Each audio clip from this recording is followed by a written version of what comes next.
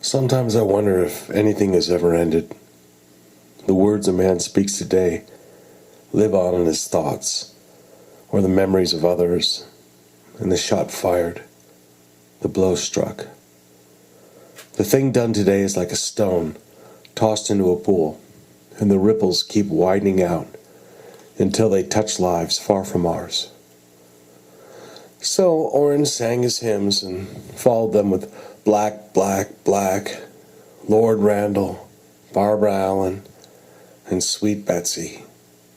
And when Orin finished the last one, Tom reached over and held out his hand, and Orin grinned at him and shook it. No more was said about the gold money, and it was put away in the bottom of a pack, and to all intents, it was forgotten. If that amount of gold is ever forgotten. We were getting into the country of the wild cattle now. Cap Roundtree, as well as others, had noticed these wild cattle. Some of them escaped from Spanish settlements to the south, and some escaped or stampeded by Indians from wagon trains bound for California. No doubt, Indians had killed a few, but Indians preferred buffalo, and many of these cattle had come south with buffalo herds. There was no shortage of buffalo in 1867, and the Indians only killed wild cattle when there was nothing else. The country we were going to work lay south of the mountain branch of the Santa Fe Trail, between the Purgatory and the Two Buttes Creek, and south to Malpace. It was big country, and it was rough country. We rode south through sage plains with some mesquite, with juniper and pinyon on the hills. Cap had in his mind a hidden place, a canyon near the base of a mountain where a cold spring of sweet water came out of the rocks. There was maybe 200 acres of good grass in the bottom, grass belly-high to a horse, and from the look of it, nobody had seen it since Cap Roundtree stumbled on it 20 years back. First off, we forded up. Behind us, cliffs lifted sheer with an overhang that provided shelter from above. Right out in front, there was 4 or 5 acres of meadow with good grass, edged on the far side by trees and rocks. And beyond that was a bowl with the big pasture, as we called it, where we figured to trap the wild cattle and hold them.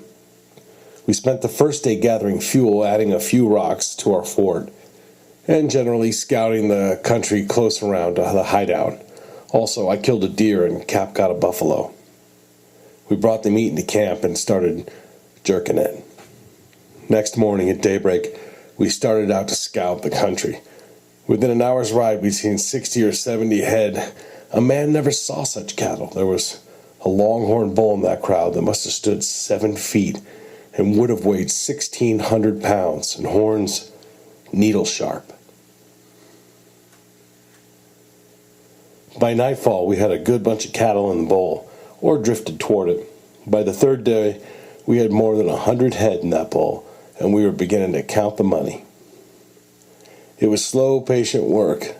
Push them too fast, and they would stampede clear out of the country, so we tried to move them without them guessing what we planned. We had 2 things to accomplish: to catch ourselves some wild cattle, and to stay alive while doing it. It wasn't only Indians we had to think about, but the cattle themselves. For some of those tough old bulls showed fight, and the cows could be just as mean if they caught a man afoot. Of a night, we yarned about the fire or belly-ached about somebody's cooking. We took turn on that job. We kept our fires small, used only the driest wood, and we moved around only when we had to. We daren't set any patterns of work so Indians could lay for us. We never took the same trail back. We never used on the way out. And we kept our eyes open all the time. We gathered cattle, we sweated, we swore, we ate dust, but we gathered them up. 6 one day, 12 another, 19, then only 3. There was no telling how it would be. We got them into the bowl where there was grass and plenty of water, and we watched them get fat Also, it gave them time to settle down. The trouble hit us when Orin was riding a sorrel we had picked up in Dodge. He was off by himself, and he started down a steep hillside, and the sorrel fell, and that little sorrel got up fast with Orin's foot caught in the stirrup, and he buckled down to run. There was only one way Orin could keep from being dragged to death, and that was the reason cowhands always carried pistols. He shot the sorrel. Come nightfall, there was no sign of Orin, and we had taken to coming in early, so if anything went wrong, any of us, there would be time to do something before night. So we set out to look. Tom went south, swinging back toward the east. Cap went west, and I followed up in a canyon to the north before topping out of the rim. It was me, found him, walking along, packing his saddle and his Winchester.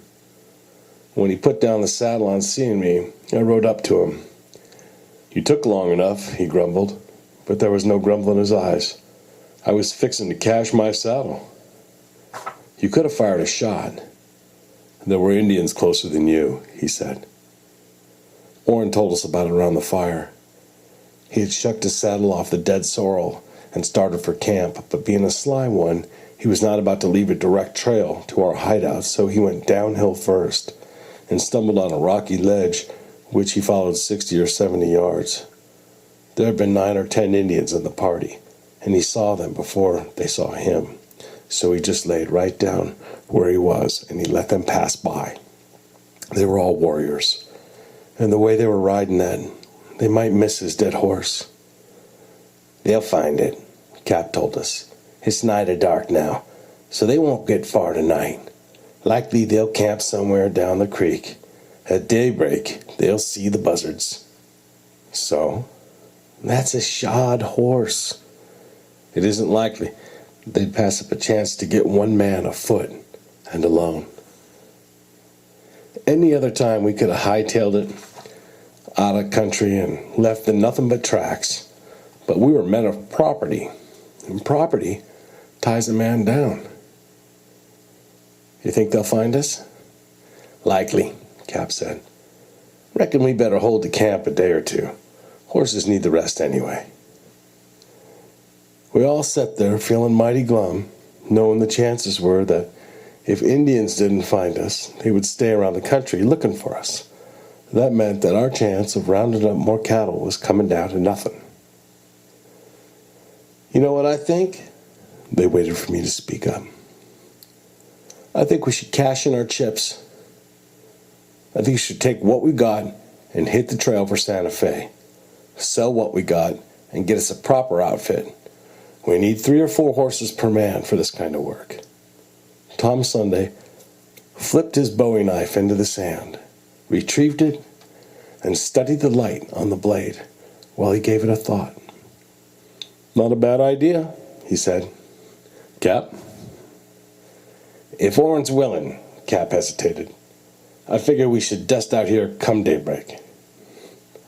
"Wasn't what I had in mind," I said. "I meant to leave right now, before those Indians find that sorrel."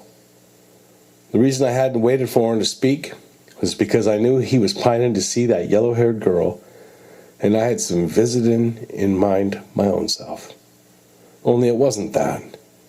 It was the plain, common-sense notion that once those Indians knew we were here, starting a herd might be tough to do.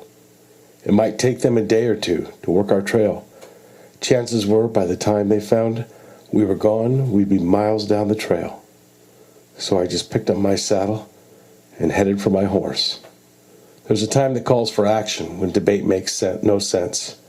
Starting a herd in the middle of the night isn't the best thing to do, but handling cattle, we'd be scattered out and easy pickings for the Indians, and I wanted to get started. We just packed up and lit out. Those cattle were heavy with water and grass and not in the mood for travel, but we started them anyhow. We put the North Star at our backs and started for Santa Fe. When the first sun broke the gray sky, we had 6 miles behind us.